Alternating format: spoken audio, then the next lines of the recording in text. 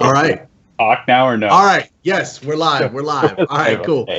Okay, so welcome to our Sacrament Podcast.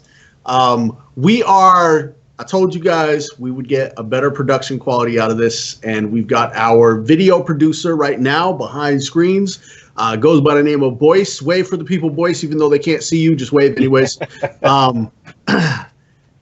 So there might be a little delayed couple seconds between different events as we learn the lingo and we're talking to each other. You guys can't hear Boyce, but he's literally cussing me out right now because I told him to wave to a blank screen. Oh my goodness. Hold on.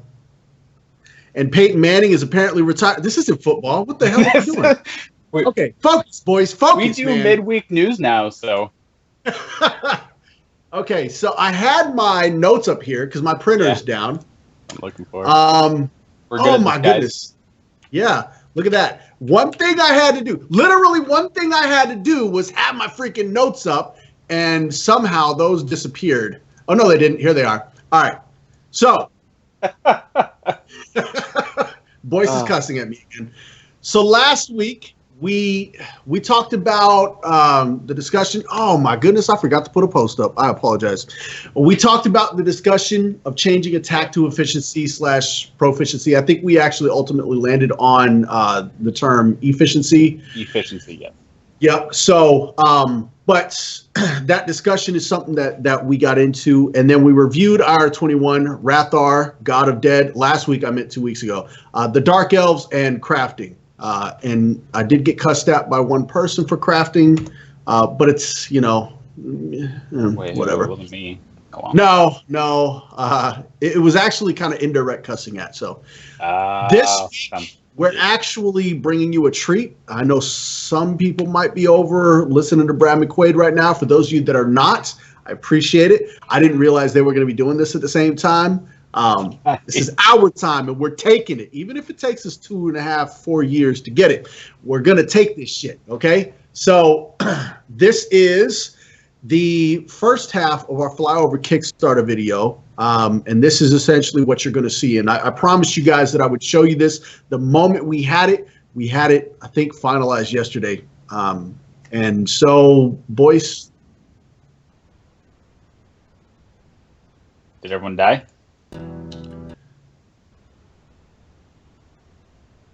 Did I catch you off guard? Oh. Okay.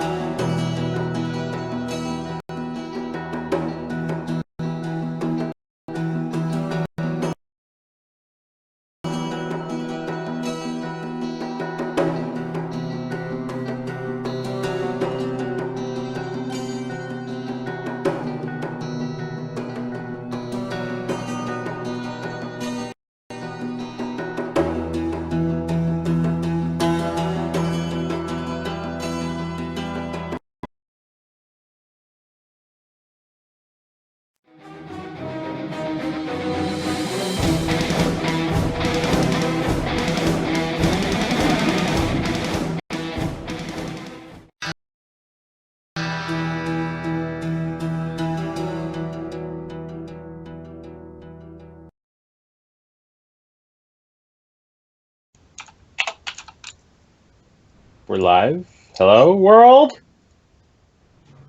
What up, people? Okay, so technical difficulties. Technical difficulties. We're actually going to just get you the link to the Kickstarter video at the end of this. Yeah, the Twitch as a whole is sort of dying. Wait, is on Voices and what? I don't know. We're pushing through some tournament issues on Twitch as well. Until we get to like 50,000 subscribers on Twitch, we're not going to have priority at all ever. So we apologize for that. All they do is hear us. They can't see us. Uh-oh. Can't see us, huh? Yeah, it's just a frozen screen of the beginning of the video. Oh, all of Twitch is frozen.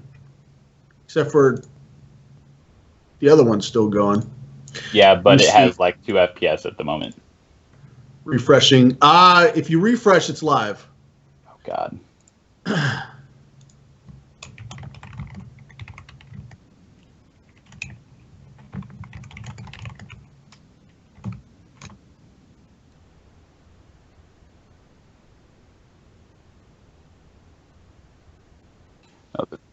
No, the resolution isn't problem voice. It's the fact that the screen froze and then you tried changing something new, so the encoder didn't work, so everyone else just has to refresh is the problem. Coding issues. Small stuff. Yeah, all right. If you hear us refresh, it works, I promise. We just can't do anything fancy today. We'll wait a second. We never do anything fancy, who am I kidding? All right. So, or should I wait a second? Give another. There's the 30-second delay. Gotta remember that. Okay. Yeah. Refresh works. We got people refreshing. All right. So. Yeah. I will continue. All right. Cool. We're ready to rock. All right. So we'll get you the link to that video. I apologize for the freeze. We'll figure out what's causing that. We'll get that taken care of. Let me just go ahead and delete this since I'm not reading that at all. All right. So instead, we're going to cover IR20s. Actually, I want to make a note, something that Czech and I have talked about for the last hour or so, and it's something that we feel is very important to do. So there have been a number of review sites out there that have reviewed our game and announced our Kickstarter, and we absolutely love every freaking one of you. The typical headline for the game refers to the game as a sandbox. And originally, I was thinking, oh, crap, people are going to think we're a full sandbox game. Hell no, don't label it as a sandbox. And then someone pointed out, what else are they going to label it as? Because the other option is a theme park.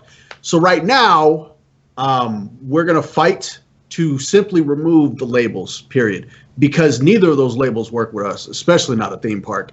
And though we have quite a few sandbox elements, we're definitely not a sandbox. So no, not at all. It's going to be something that we got to fight for because we don't want to mislead people. We don't want people coming into this thinking that we're a pure sandbox game. Most recent volunteer we have, one of the reasons why they're interested is because the game is a sandbox. Yeah, we're not a sandbox, and that it's causing problems now. It's just going to get worse. So right. That needs to be snipped in the butt, but that's just we've been plagued with the task of creating a new, I guess, subgenre for this type of MMO.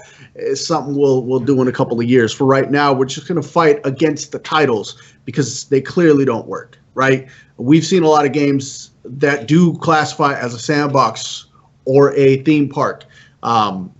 But this one is a very strong example of one that doesn't really classify as either, especially not a theme park, but it's not enough of a sandbox to classify it as a sandbox. So we appreciate the reviews. Absolutely love you guys. We're just going to work on our end to make sure that we're fighting against the titles because the labels don't work.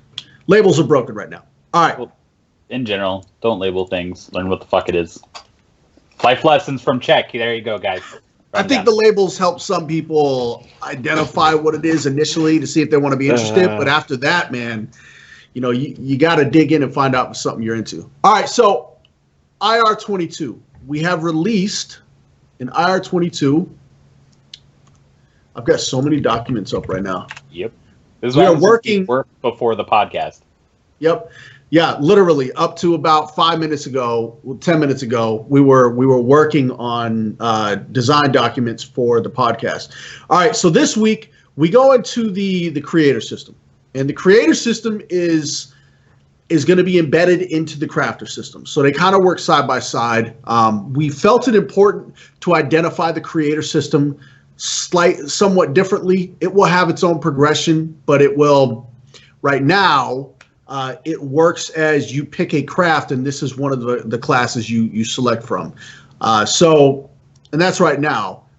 That may change to where the creator, you might have a craft, your class, and a creator as well. Just because there is enough difference to warrant that type of thing, we're just unsure at this point in time. So it's stuff that we have to figure out whether or not we want to do, how we're going to do it, implementation, all the brokenness and whatnot that goes on with that. So within the creator system, though, the creator system is essentially designed to allow players to create their own content, for lack of any better way of saying that. So the idea here is, let's say you run a dungeon, right? And you've run this dungeon 500 times. If you're like myself, Crave, the people I game with, you'll run dungeons you love hundreds of times because you're going after a piece of loot, or because you love the content, or for whatever case it may be. Maybe it's not even a dungeon. Maybe it's an open world area that you really love, but you want to flare it up a little bit. Maybe you want to add different creature types or something like that. So you have the capability, you'll have access to the majority of our assets to be able to create these types of instance maps, right? You can, within the creator system, you can take the landscape we've got and alter it in a few ways. We're not looking at giving absolute overhaul design tools to everybody. We're not trying to, completely reshape the landscape for Tarval's Run or anything like that. But you'll be able to add different, maybe a different pathway or a blockade somewhere, or creature types that weren't naturally in there, shrubbery that wasn't naturally in there. You'll be able to add general assets to this, take away general assets from it, and create your own version of Tarval's Run, maybe how you see it, or a change for how you, because you love the way it is, but you want to change things up a little bit. You like creatures from a different map, but you really love Tarval's Run, so you just want to bring those creatures over to Tarval's Run so you can enjoy the landscape and kill different types of creatures. Whatever the case may be, you'll be able to do this type of thing in the creator system. So the creator system will allow you to reshape the overall, as well as with our creator lines, you've got the Dungeon Master, which can create 1 to 6 player dungeons and or overworld events for players to explore. The Raid Manager, which can create 12 plus player raids for players to explore and get their ass kicked in. The Quest Overlord, who can create the quests that can go into this stuff. And then the Designer, who can create fashionable attire, designs, decorations. The Designer is really more about the appearance aspect of everything, not even just the creator content, but the overall game itself. If they like a pattern, but they want to change certain things on it, they want to create their own pattern altogether, they'll be able to do so within a Designer system. Gotta make your shit look pretty, Lay. Really pretty, really pretty. A lot of people like that. I'm kind of into it, but it depends on if I don't get look enough like a stuff. hobo. I guess I really don't care. So And some people are going to want to look like a hobo. So, so when it comes to this, one of the big things we had to consider was, if we allow players to create dungeons, then in order to run the dungeon, players are going to want incentive, right? And that incentive comes in the form of loot, obviously, or EXP for your skills and abilities and whatnot. So how do we implement that without having a system? There's one out there, Neverwinter has a pretty outstanding free-to-play game. They've got a similar type system in there, but the loot in it is, it's either really bad or it's better than it should be, kind of thing. There's no system in place to check and balance that kind of thing. So we've already put in place a design that will allow us to create a balance. So let's say, for instance, your dungeon, the final boss, You create the boss to have 5 different unique attacks, right? So these aren't normal hits and swings. These are unique, specific attacks. And you've got 5. Depending on how often you've got these attacks set up, so you're going to set a timer scale, how often there will be overlap, how many abilities will overlap, and what the general result of the overlap will be, how dangerous it's going to be. And this will all be determined by the system itself, added and weighted using a very simple algorithm. The system will be able to tell you at that point in time what type of loot should be available. Should it be 2 pieces of blue? Should it be a piece of blue and a green? Should it be 2 purples, a blue, and a green? Basically, by creating this, your difficulty is going to be determined by how difficult you combine everything. And if you win, then the loot at the end. For any piece of any of these scenarios where a blue drop is required, there is a light flagging system. So it has to be submitted for review. It gets a quick review, and then it's sent in. It's blue items. It's not really going to be all that detrimental. For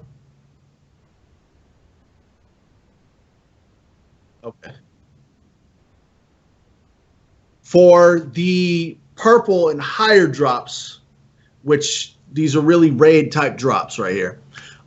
This is something that's going to be a little more in depth. And this is something where you're talking higher tiers. So you're not talking about hundreds and hundreds of submissions a day, okay? To get to these higher tiers is already going to be a pain in the ass. For those of you thinking that this game is going to be cake, you're vastly misunderstanding how this game's being set up, how the design is working on this. So let's say a tier 16 player throws in a raid, and it's got, a purple and 2 golds. That gets personally reviewed by GMs. It'll be, I believe we've got 2 GMs and 2 game developers who are verifying through code and other mechanics or other systems that it is worthy of that drop rate, and then it will be approved and then monitored on a metrics level to see how often people are beating it, the amount of time it takes to beat it, the amount of loot coming from that versus other open world systems or natural game systems that have been designed. So if there are any over fluctuations, there will be, there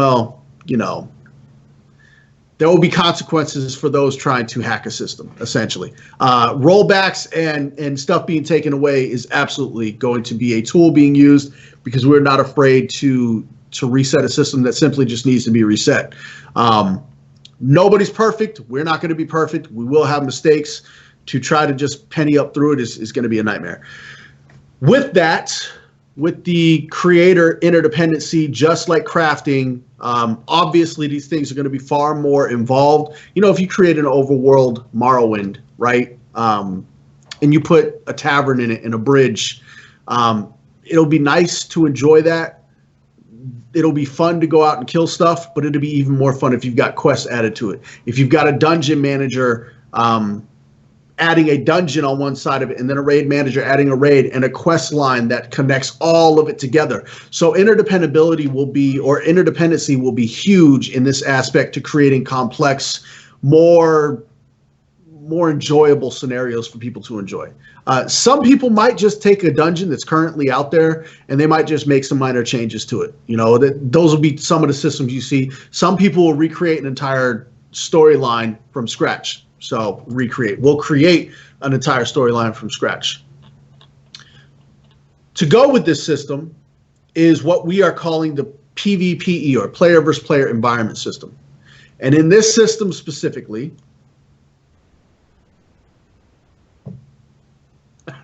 oh, some of you guys saw me eating pizza earlier, huh? Yeah. I apologize for the MIA. I had Jehovah's Witnesses trying to tell me about the glory, so. Oh, yeah. Oh, timing is impeccable.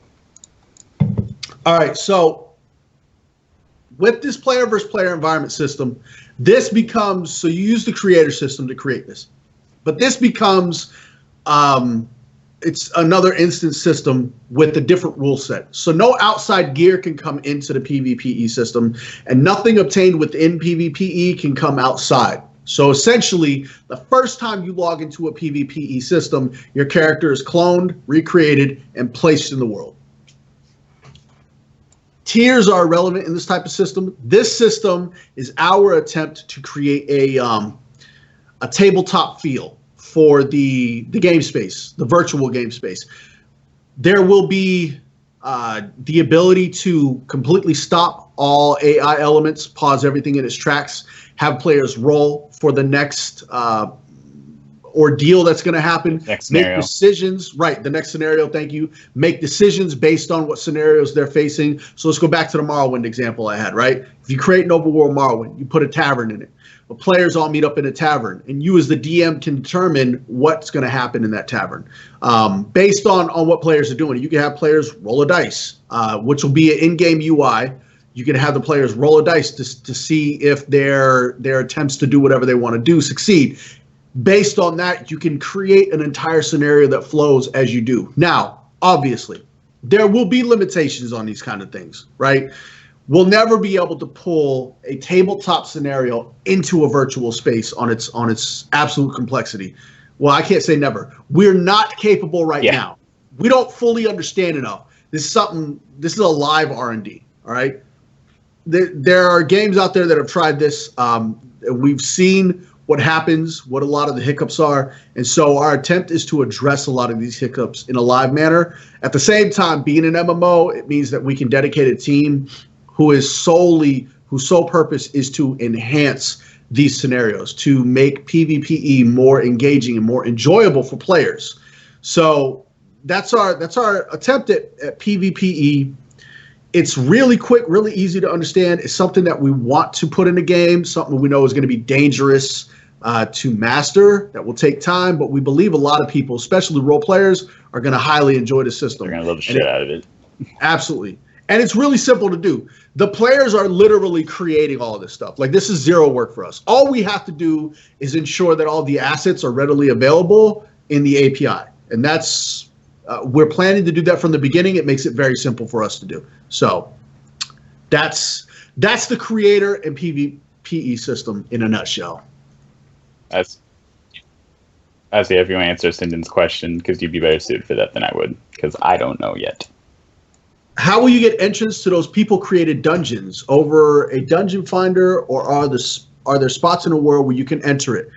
Right now, it is something that we have asked. It's something that we have not put too much thought into, because it's really as simple as having it in a type of a UI inventory specifically for these things, and just connecting to those like a dungeon finder type system. But it would be internal to you. Some of these items will be on a marketplace for like a gold or 5 gold or whatever the case may be. So you'll have to purchase the rights to have access to it. Some of these items players will have available for you for absolutely free. Yeah, for free.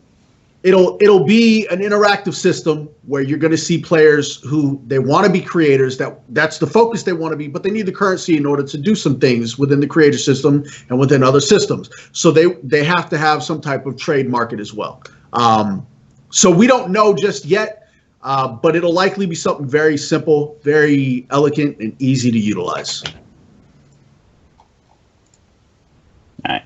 Well, if you're done with the hour of lay talking, I guess I get to talk a little bit, because I'll talk about what also was released with the IR, which was the Necromancer, the first of pet classes to go over for late. Necromancer. So he's a no, I can't say. We're all excited for this. So it's a DPS class. It has self-healing, but for HP only, and it is self-support. So it's a self-sufficient class. It does not really interact with one another at all. Its most effective weapon is going to be the wand and the relic for it. Its roll effective armor is cloth. Its defensive effective armor is going to be leather. For races, we got a goblin, a human, a moon elf, a gnome, a troll, a vermi, a dark elf, a fae, a brownie, and a nymph. So actually pretty big variety for that. And then their class-specific abilities under momentum are going to be your life tap, deals X curse damage to target, and returns health back to the Necromancer per tick for seconds. And then you got a death curse, which applies a curse dot on the target, dealing damage. And you got leeches, summons leeches that last for X amount of seconds to start out doing damage, and then the damage increases per tick, and it deals the full damage on the final tick.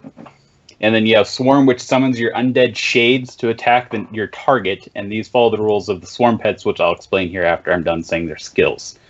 And then for non-momentum, we got Summon Death, which is what summons your permanent pet from your Necronomicon. And then we have Reanimate, which raises dead group members for X amount of seconds, and the targets cannot be healed or rezzed once they've been reanimated.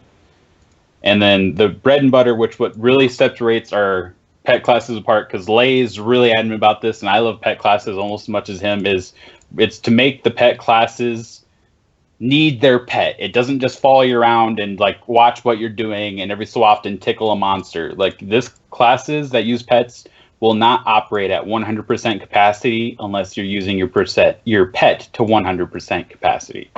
And for doing that, for the pet swarm style, because we mentioned the swarm pets up above, is it summons a massive amounts of undead to destroy your enemies, but they're temporary, and you can manipulate them to do both offensive and defensive capabilities based on what you have them spec to, and for both the permanent pets and the swarm pets. And then to like pull your pets out of the AoEs, you'll have a temporary pet called a Death Anchor, which you throw it down and it'll pull them in and trap them.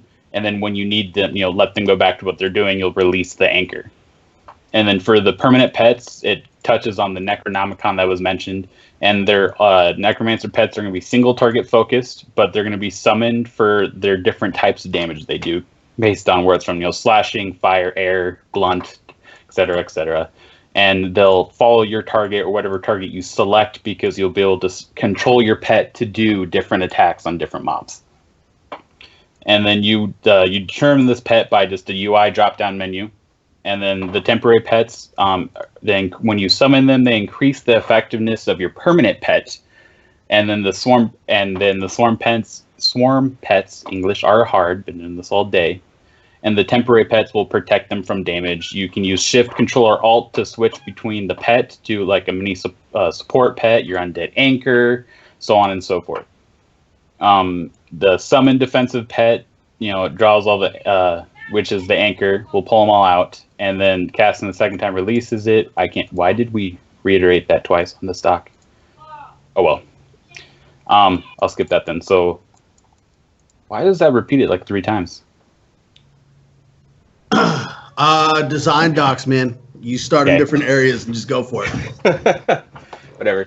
So the next real fun part, what like sets the Necronomicon apart from the rest, is how it's obtained. So necromancers go across doing different tasks to capture the portion of the creature through the domination system, which is physical domination, spiritual domination, and then control. During the physical domination, you have to kill the creature. Once you dominate the physical body, you have to spiritually dominate it. So you have to perform a ritual over the corpse and then summon the creature. And then that spirit will, if you dominate the spirit, then you do fill that part. And then after you dominate the spirit, you have to do control. So you force the spirit into its dead body, and you force it to move alongside you. So it'll cause the pet to become more, you become the dominant one, so it becomes more lax and actually listens to your commands. And you do this so on until you gain control of the creature. And then, you gain control not through pain, but through fear. So it's too afraid to do anything else other than what you say.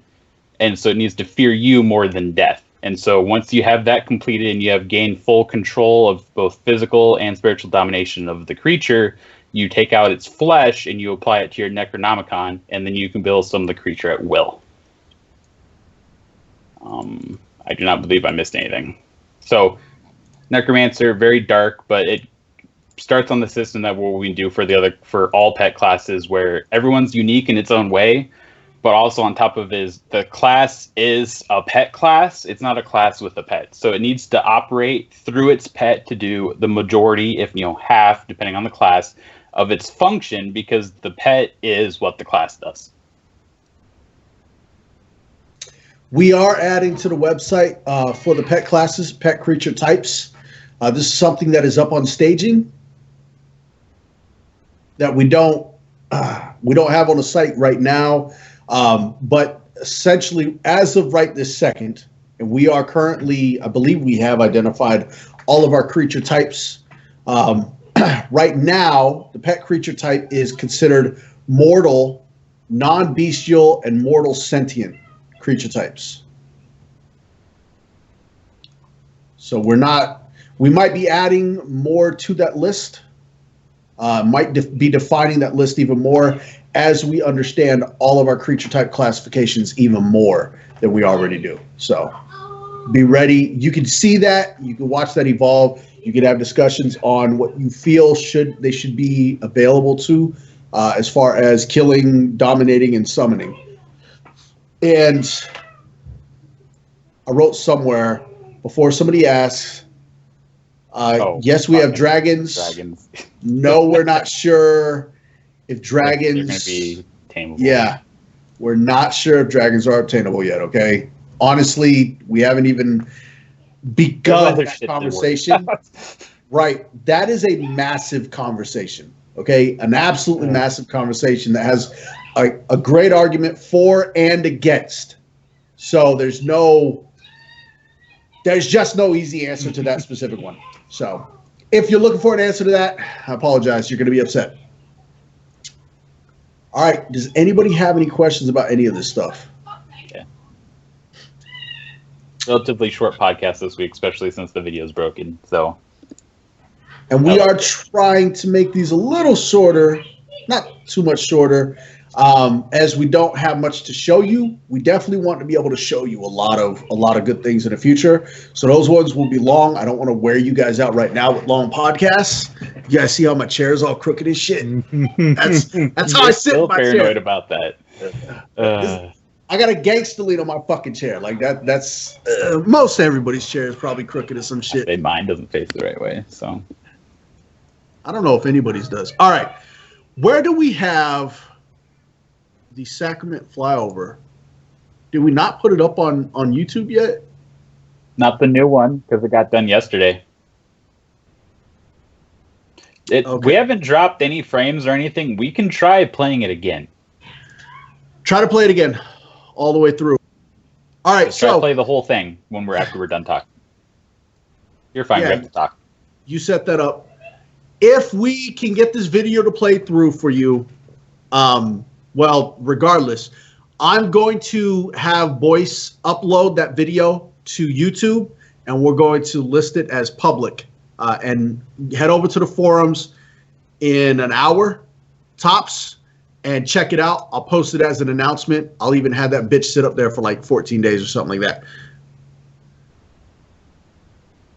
Cindy says, Tame Dragon sounds Ultima Online for me when I was running around with 2 dragons, white and red, and riding on a nightmare. Sounds a bit excessive.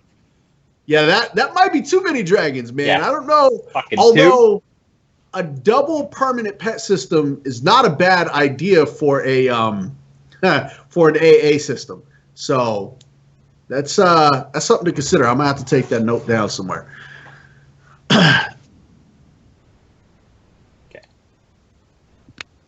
All right, so this is our final word. Remember, fight against the fucking label, okay? And beat the shit out of the publishers. If you haven't been paying attention to the news, the publishers are losing their shit right now. They are abandoning employees. And that's what happens when you create a economy based on money instead of product. Motherfuckers. Sorry. Anyway, so in an hour, it might be sooner than that, but at tops, in an hour, head over to the website, whether this video works or not, and check out the Sacraments video for YouTube. You can share it to all your friends. We're going to blast it everywhere we can. It will be on our Kickstarter. These will be cleaner videos than on our Kickstarter. Unfortunately, I don't believe we can change our videos. That might not be true. Sure. I'm going to be looking into that, but I've already submitted the Kickstarter campaign for review. And I don't know if I can change the videos after that's been reviewed.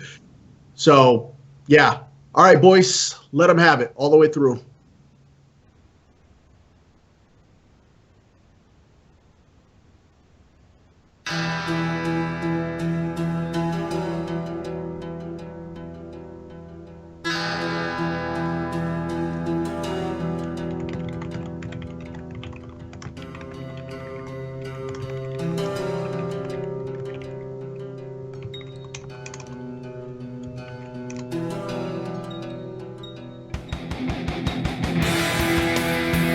Froze for me.